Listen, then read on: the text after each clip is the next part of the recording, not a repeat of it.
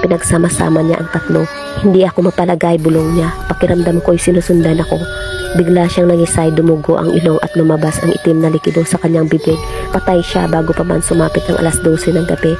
Makalipas ang 1 taon, si Tomas naman, sa mismong araw ng kanyang kaarawan, nalunod sa sariling paliguan. Ang mukha'y puno ng takot. Wala ni isang galos. Si Elmer sumunod, natagpo ang nakabigti sa kanyang kwarto.